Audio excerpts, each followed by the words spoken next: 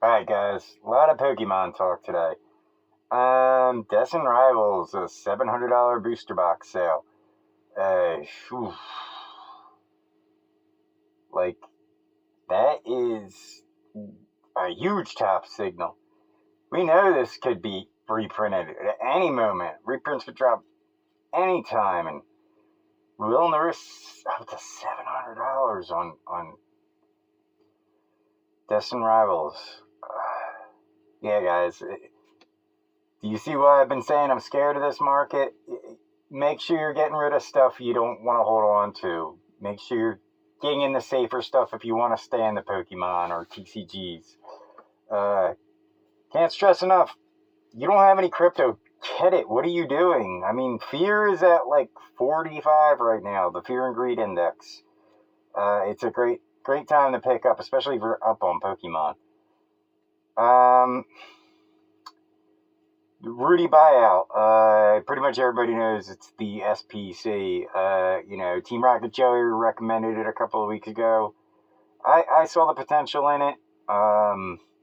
This guy's the one who blew it up on Rudy's video the other day, though. So that guy obviously knew too. But yeah, it seems like a short printed product. I never officially recommended it on this channel because I don't really even talk about it either. I probably should have, but I just want to stay away from Prismatic as a whole. Yeah, I know it's going up now. It's surprising me. I didn't expect 120, but obviously with all these top signals going on, we know the bear market's coming close. This is the thing about markets, guys. When euphoria hits and, everybody thinks everything can go up forever,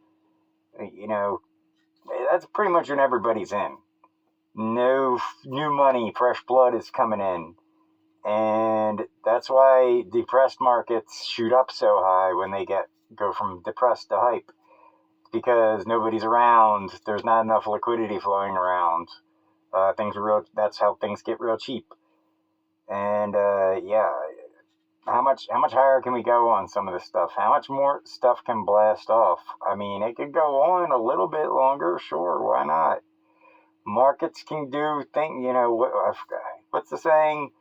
Markets can remain irrational longer than you can stay solvent. And so you might sell and miss out on some decent gains. You might, but you might hold on to those gains too and think there more and more is coming, and then now you're down lower than where you started.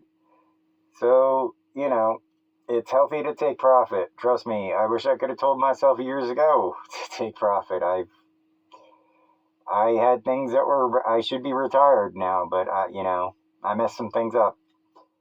But anyway, on to other things.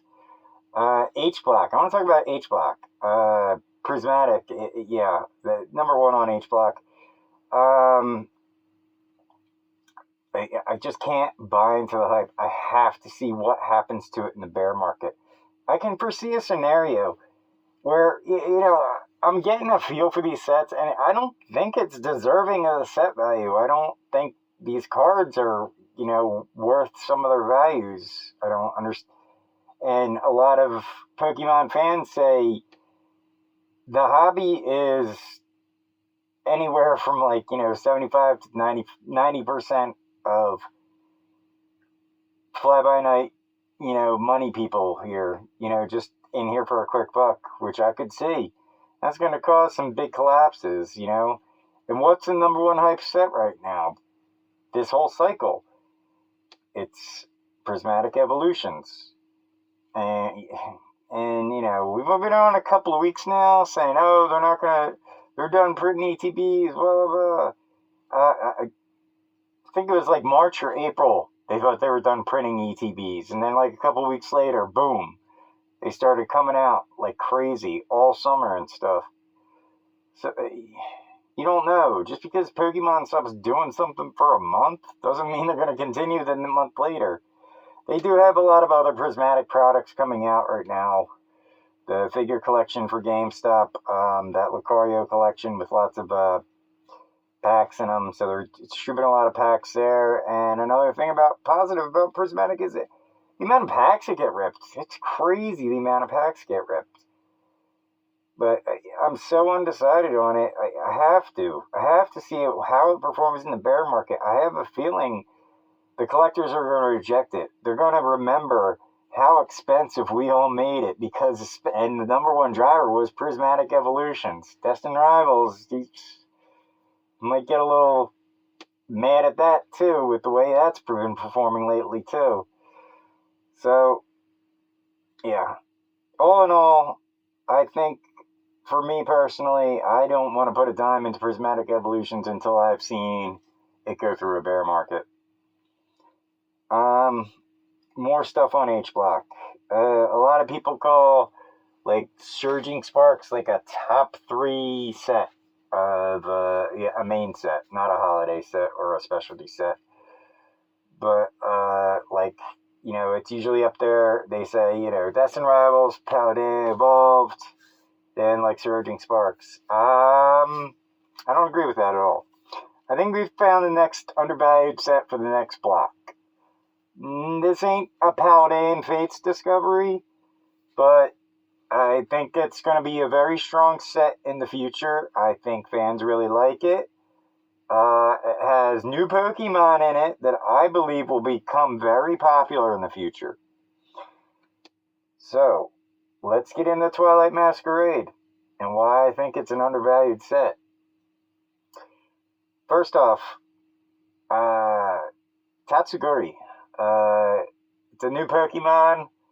It's, the little sushi guy. I think collectors really like it. I think it's definitely going to grow on people. It's going to be a semi-iconic card. It might be an iconic card, depending on how popular it, gets. But, yeah, I think it's a Pokemon that will, get the popularity in the future. I feel a buzz around it. And, I think that's one good part of the set. The Eevee card, it's iconic, in my opinion. Not super iconic. Well, maybe. We don't know. Let's get away from Scarlet and Violet for a while. But yeah, I mean, everybody loves Eevee and the Evolutions, and there's so many cute little Eevees on this card that, I don't see how it's like number 3 or 4 in the set, or not even. It's like number 4 or 5 in the set right now. The Greninja, it's a top chase card in the set. It's like $350 raw. I don't personally like it. It just looks like splatted color to me, but other people do, and they don't really talk about Twilight Masquerade, so I imagine it's more collector-driven, and I have heard collectors talk about how great the Greninja card is.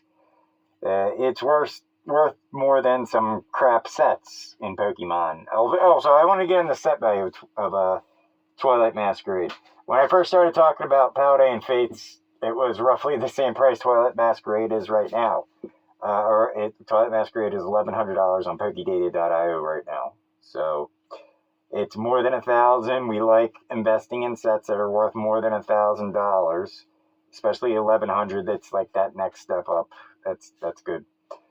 The Chauncey. Chauncey's the other card I wanted to talk about. This is like another semi-iconic card. I feel like I see it all the time. It's burned in my memory. I don't really hear people talk about it that much, but like, I don't know. I just happen to see it. Like, I know this card. I just see it so much, and I don't go out of my way to know it. It's there. The Ogerpon masks, I think they're going to realize a bit more popularity too. And, you have the entire collection of the mask cards there as well. So, yeah, look for Twilight Masquerade, especially in the bear market. I think that would be a nice thing to be accumulating. I've been kind of seeing this for a while. That's kind of why we have 2 of the PCETBs in the portfolio, but mainly it was because, oh my God, when we had added it, it was 125, and I'm like, why is this thing 125 when you have other PCETBs that are more expensive than the booster box counterpart? It makes no sense whatsoever. So, yeah. We're up 100% in 2 months from that call, so obviously that was good. And the set overall I really like. So I would, at this point, I would say Twilight Masquerade is definitely going to be one of my targets in the bear market. What else? Am I selling anything? No, I'm trying to sell some stuff. Nothing new. Oh, yeah. Black Bolt White Flare. It's not a part of H-Block. We're kind of done with the H-Block talk right now. But it's the only Pokemon Center ETBs I have that I actually got through the Pokemon Center. I just totally forgot about Phantasmal Flames.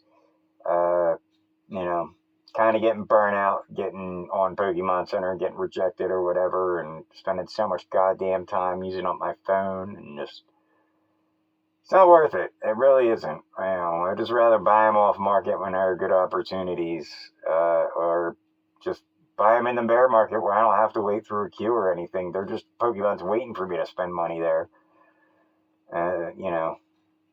So, but I think they may be a little overvalued, especially at this point in the market.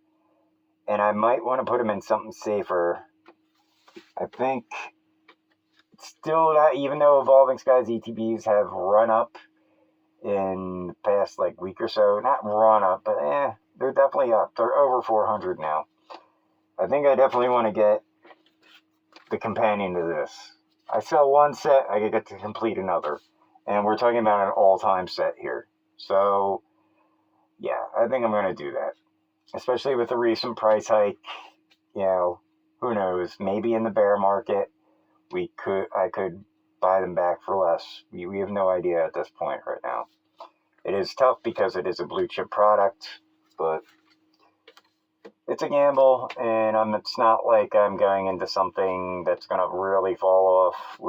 If they do fall off, this would certainly fall off less. So, I don't think anybody's going to be upset for getting Evolving Skies for trading a couple PC ETBs, and,